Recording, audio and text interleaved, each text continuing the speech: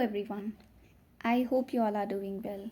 So first of all, I would like to apologize that I have not uploaded any video for past 2 weeks, but I was busy with something. But I'll try to upload the videos as consistently as possible in the future.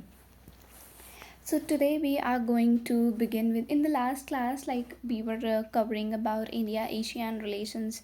We have covered that entire topic in the previous 3-4 classes. In today's class we are going to do with the start with India Japan relations. Okay, so these are the subheadings under which we are going to cover it. First of all is about the mapping perspective, that is location or geography of Japan. Then the history of relations, area of cooperations, area of conflict or some kind of weakness which is there between India and Japan, and the way forward. Okay, so beginning with the location or the geography of Japan. See, these are the few things you need to remember. First of all, the thing is that Japan, it's an island country. Okay, so group of islands, you need to remember the group of islands, like their order from north to south. That is Hokkaido, first one, then Honshu, then Shikoku, and then Kyushu, and after that there come Ryukyu Islands. So you must remember this north to south order. Then another thing you need to remember is the few major cities of Japan and in which group of in which island they are, like Tokyo, Nagoya, Kyoto, Osaka, they are all in the Honshu. Then Hiroshima is in the Honshu and Nagasaki is in the Kyushu. So these are the few things you must remember when it comes to the geography. And then there is this Sea of Japan, or it is also called as the East Sea. And about the Kuril Islands. Okay, so these are the disputed region between Russia and Japan. So these are the things you should remember about the geography or the location of Japan. Okay, so from north to south, the group of islands. Then about the major cities, like in which island they are. So basically these are the things you need to remember about it. Okay, so now moving forward, then is the history of relations. Okay, so friendship is rooting in strong spiritual affinity and cultural and civilizational ties. Okay, so see, the thing is that we have good relations with Japan. We have began our relations with Japan since the 6th century AD. Okay, so exchange between India and Japan is said to have begun in the 6th century when Buddhism was introduced in Japan. Also, there has been said to be a connect with the Daiji temple in Nara, where an eye-opening ceremony of Lord Buddha statue was performed by Bodhisena in 752 AD. So then the 7 lucky gods of Japan, it is said that they have their roots in the Hindu traditions. So basically we can say that we have some sort of cultural ties when it comes to our ancient times, when we have these cultural ties with Japan. Then in the contemporary times, various renowned Indians, like they have been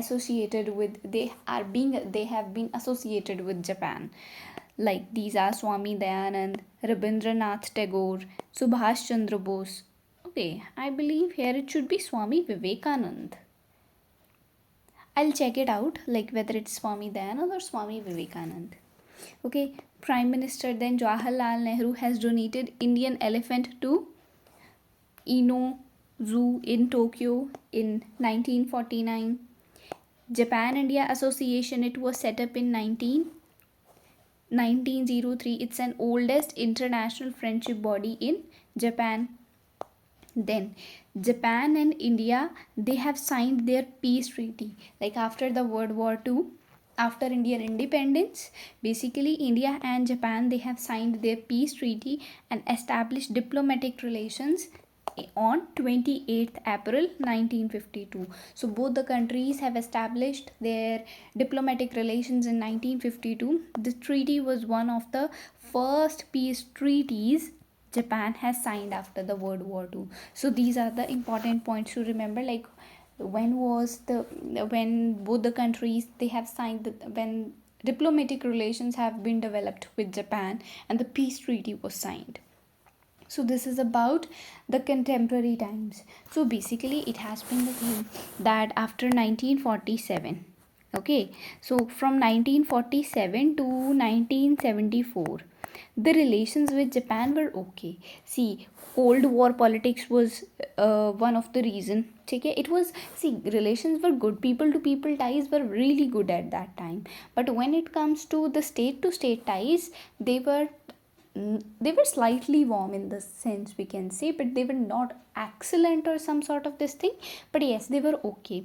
The reason was that one is that India was having a closed economy. Okay, since India was having a closed economy, and the another reason was that Cold War politics. Okay, so Japan was with the US aligned and India was non aligned. So this was the phase when the relations were okay. Then from 1974 to 85, approximately, the relations, these are something you must have little knowledge of. Okay, so these are not some things which you will be asked in the exams, but it's okay to have a knowledge of it. Okay, so 1947 to 74, the relations were okay. Then from 1974 to 85, during this time period, there was Operation Smiling Buddha, and definitely we know that Japan has some sort of sensitivity when it comes to the nuclear weapons. Okay, because of that Hiroshima and Nagasaki attack on Japan. So because of that, since we did Operation Smiling Buddha, the relations actually deteriorated during this time period. Okay, so then it comes to the time period of 85 to 2000. The relations at that times actually started to improve, but what happened was in 1998, again at that time we had Operation Shakti, right? In 1998 we had Operation Shakti, and actually at that time Japan has joined the world, like sanctions were joined the world, where sanctions were actually imposed on India. So again this was the situation, and then comes the phase after 2000. So 2000 onwards, the phase of relationship between India and Japan, it is actually called as the cherry blossoms phase. Okay, so this is after the 2000 period. Like after 2000, how the relations have with Japan has been. See, the reason was India has improved its relations with the US. Okay, then Indian market, it was again an open market now, and also there was rise of China. So in order to balance China, India was definitely considered as a balancing power. Okay, so, and also historically, when we'll say we have good relations with China, we do not have any sort of historical resentment like we had with the, like we have with Pakistan, or like we have with any other nation. So historically we have good relations. So considering all these things, after 2000s, the relation between India and Japan, they have actually improved. Okay, so this was about the history of relation between the two countries. Now it comes the most important part, which is important from the UPSC perspective, that is the area of cooperation between the two countries. And basically we will be discussing about the recent phase only. Okay, so I'm sorry. So now we were talking about first, now areas of cooperation में सबसे पहले आ जाएगा common interest, or we can say common strategic interest between the two countries. Okay, so India's Act East policy, India's Indo-Pacific vision, which is based on Sagar principle and Indo-Pacific Ocean Initiative, and Japan's free and open Indo-Pacific. They both have India's initiatives as well as Japan's initiative with respect to the Indo-Pacific region. They have common goals. One is that free and open Indo-Pacific with stability in the Indo-Pacific region, with security in the Indo-Pacific region. That is one. And the another thing is balancing China in the region. So both the countries, they have common strategic interest when it comes to the Indo-Pacific region. Then both the countries, like Japan has also joined various India-led initiatives like International Solar Alliance, Coalition for Disaster Resilient Infrastructure, Leadership Group for Industry Transition. So these are the few India-led initiative which Japan has joined. Then both the countries are also cooperating under India Japan Australia Supply Chain Resilience Initiative. So you must remember these things. Okay, so both the countries are cooperating under this, and also both the countries are the part of Quad as well. Okay, so this is about the common interest the countries are having. Then it comes to the political engagement. See, it was in the year of 2006 that both the countries have global, like, relations have improved to the level of global, I'm sorry for the handwriting, global strategic partnership. Okay, so it was global strategic partnership in 2006, and then they were raised, they were elevated to special strategic and global partnership in 2014. And regular summits have been held between both the countries since 2006, and also other regular exchanges have also taken place. Like, it's not only that at the high level, but also other regular exchanges have also taken place at other high levels, including the foreign minister, defense minister, national security advisors, and also since 2016 regular parliamentary exchanges, they have also taken place between the two countries. So this is all about the political engagement which are there between India and Japan. Then it comes to the defense cooperation. Okay, so the thing is, the joint declaration on security cooperation between India and Japan, it was signed in 2008. Then 2+2 meetings of, for that is a foreign and defense ministerial meeting, which is also called as 2+2 meeting, it is also taking place between the two countries. It's an important point to remember. Annual defense ministerial dialogue, it also takes place. Coast guard to coast guard dialogue also take place between the two countries. Then agreement concerning the transfer of defense equipment and technology cooperation, and agreement concerning security measure for the protection of classified military information, they were signed in the year of 2015. Then agreement concerning reciprocal provision of supplies and services between the self defense forces of Japan and India and Indian Armed Forces, it was also signed in on 9 September 2020. So these are the few things, these are the factual things, and you need to remember it. Okay, so the how defense cooperation, and also you can remember this Malabar exercise. Okay, so वैसे तो this is of Quad, but since India and Japan both are the members of Quad, so this is also one of the exercise which take place between India and Japan. Okay, now economic and the commercial cooperation. See how economic and commercial cooperation. See, जब भी हम economic commercial cooperation की बात करेंगे तो सबसे पहले हम bilateral trade की बात करेंगे. Okay, since लेकिन यहाँ पर मैंने bilateral trade की बात नहीं की है. The reason behind that is कि although the trade between India and Japan, it's about around $21 billion, but actually this is a kind of weakness, because India is facing actually huge trade deficit in this case. So that's some sort of issue. We will talk about the bilateral trade in areas of conflict, not sort of conflict, but area of weakness. Okay, so this is something we'll discuss about it later. So in other things, let's talk about it. India and Japan, they have comprehensive economic partnership which came into effect from August 2011, and this is one of the most comprehensive of all such agreements which have been concluded by India. It is covering not only trade in goods but also services, movement of natural persons, investments, intellectual property rights, custom procedures, and other trade related issues. So it's a very comprehensive, in fact one of the most comprehensive of all such agreements which have been signed by India. Okay, so this is about it. Then investment in India by Japan. So Japan is the fifth largest source of FDI in India, foreign direct investments in India. Cumulatively from 2000 until June 2000 23, investment to India have been around $39.94 billion.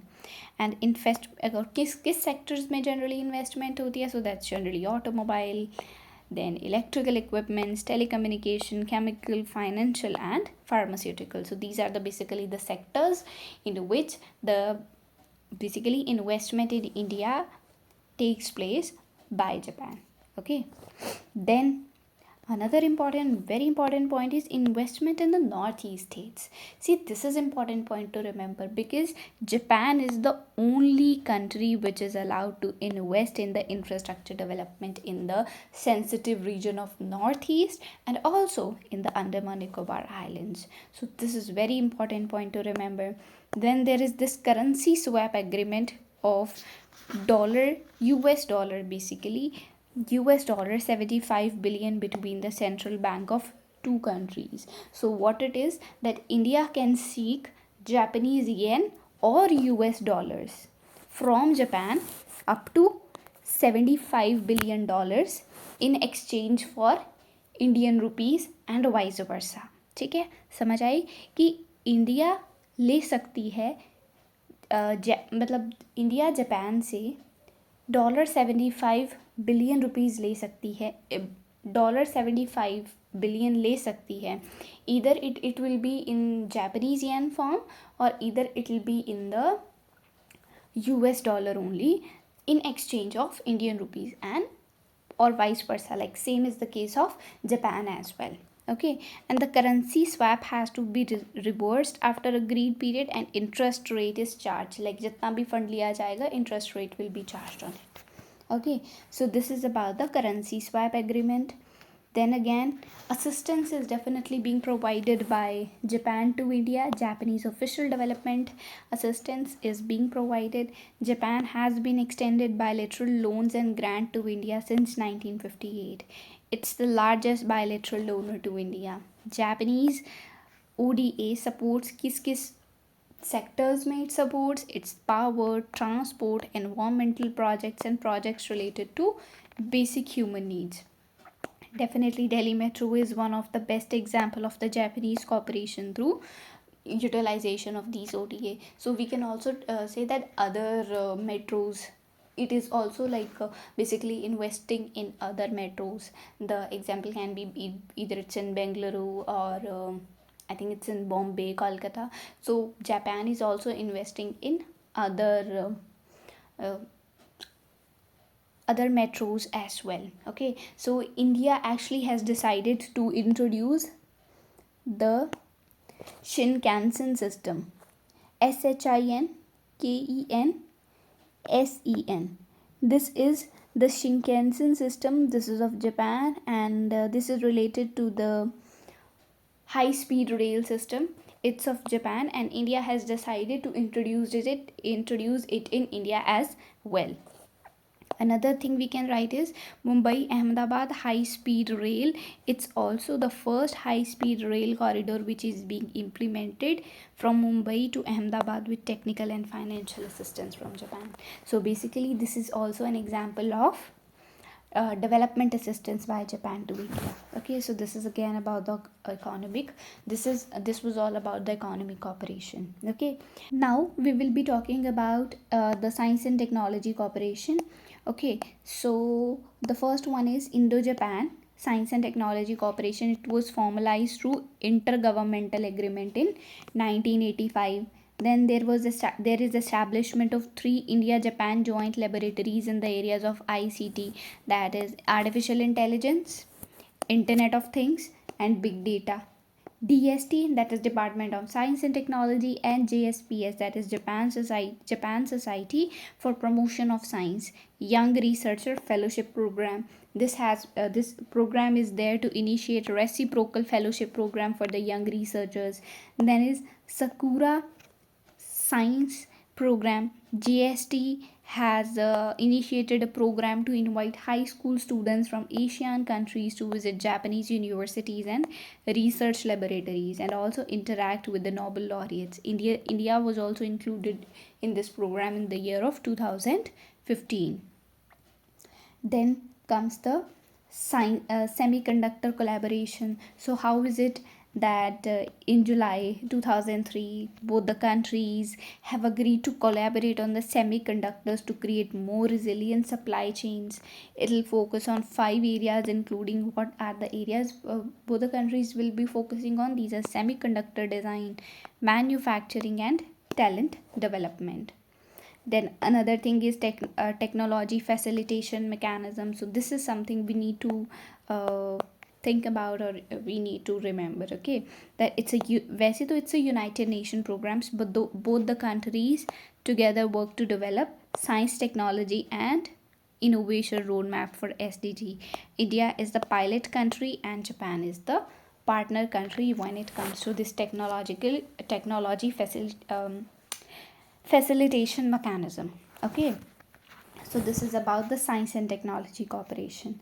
Now it comes the space cooperation. Both the countries have signed various documents when it comes to addressing various things like lunar cooperation, sorry, when it comes to addressing, when it comes to this thing of lunar exploration, science, satellite navigation, X-ray astronomy, Asia Pacific Regional Space Agency Forum.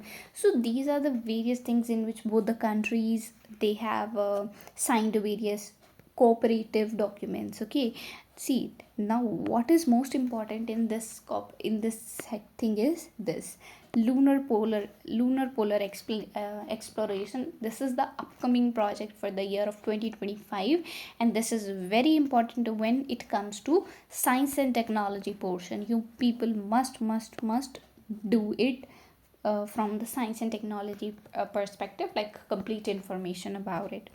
It's a joint mission by both the countries.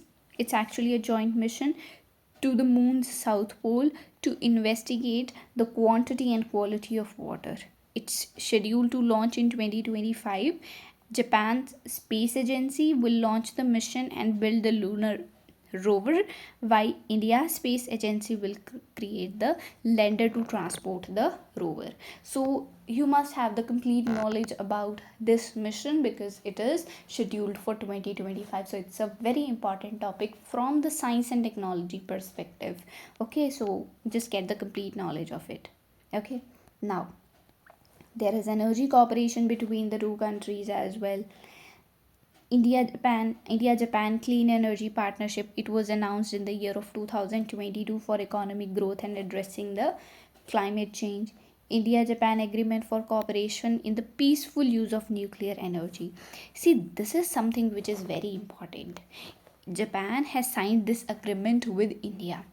And when it comes to this thing, this is actually a testimony of the fact that India is actually a responsible nuclear weapon state. Okay, since it has not been it's not in the nuclear suppliers group, but it's a it's actually a matter of fact for us to understand, like that Japan, a country which is having the sensitivity towards the nuclear weapons for a very long time, it has signed this peaceful use of nuclear energy agreement with India. So that's a big thing for us. So it's a very important point. We must remember about it. Then there is cooperation in multilateral organizations as well. So various organizations, be it Quad, be it G20, be it G4, so we are cooperating in them as well. Also, the important point to remember here is that both the countries they have a common goal of the reform of the United Nations Security Council, fight against climate change, and also cooperate on uh, disaster risk management as well. So this is also something for in common for both the countries. Okay, so these are the various areas of cooperation between, I'm sorry, for the countries of India and Japan. Okay, so you people must be having like entire knowledge of this thing and remember the portions which I've told you to remember. Okay, so this is all about the areas of cooperation. So we have covered three things today. One is about the location or the geography, then we have covered about the history of relations, and then is area of cooperation. So what is left is area of conflict or area of weaknesses between both the countries, and what is the way forward. We will be covering it all in the next class. So this is all for today. So thank you very much, and we'll see you in the next class. Take care.